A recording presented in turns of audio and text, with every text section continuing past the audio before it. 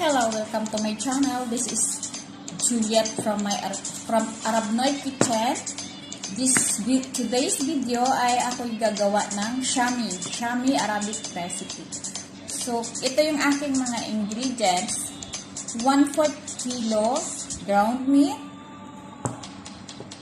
half cup chopped coriander, turmeric powder, half teaspoon salt, half teaspoon black pepper. Sorry, this is 1 teaspoon turmeric and 1 egg. So now we have to mix all together. I put this meat, coriander,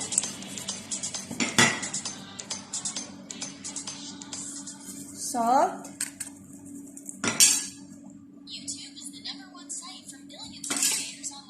turmeric and black pepper, then egg.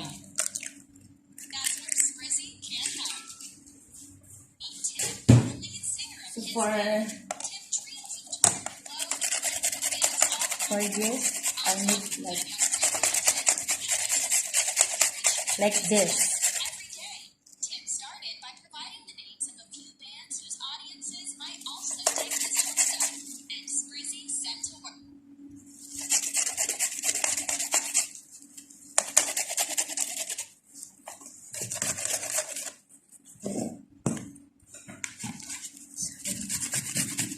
So the onion must be like this, crush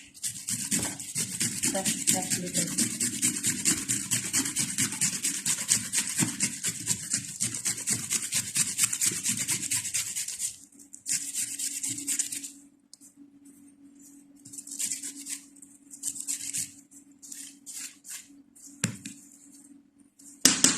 Para maluto siya, I will cut the big portion. So now it's ready. I put now. Then I will mix it all together. Oh, I forgot something. There is one more potato. Just leave them.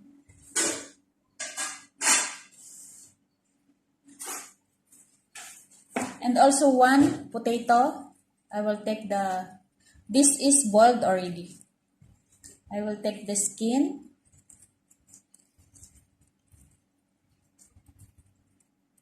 Then make it mash. It's okay here, inside.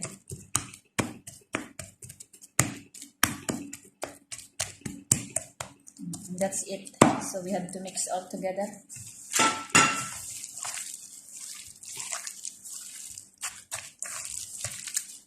Just mix and then make it like burger, but small. Then I will make it fried.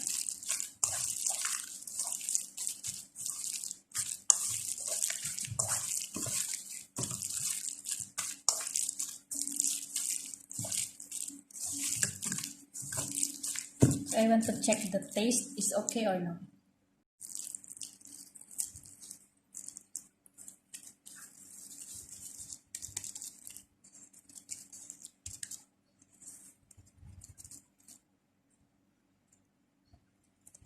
So make like this, like burger.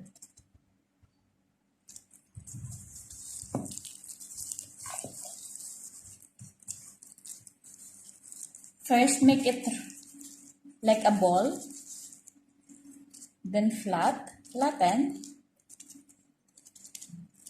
and make all like this. So this is Shami. So this is now my Shami finish. I make it fry. This one. So now this is the oil for our Shami. We have to make it fry now. here.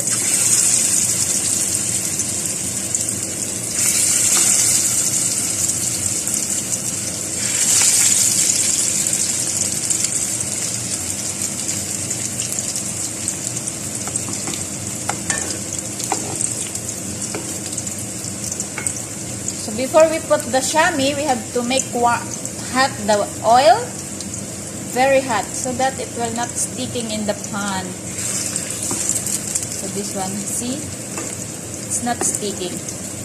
So we have to cook in a low fire heat to cook inside. So we have to wait to become brown the other side, and we have to flip later after finish the one side. So this is our shami, fried shami. We will have to serve this with salad. So yan na siya, guys. Medyo nag-brown na yung iba. Yung dalawa, bagong lagay ko lang yan. So ganyan siya. Medyo lulutuin pa natin ng konti. Mamaya medyo pa brown. The cooked shami. So it must be like this, brown. So we have to serve in lunch or in dinner with salad and bread.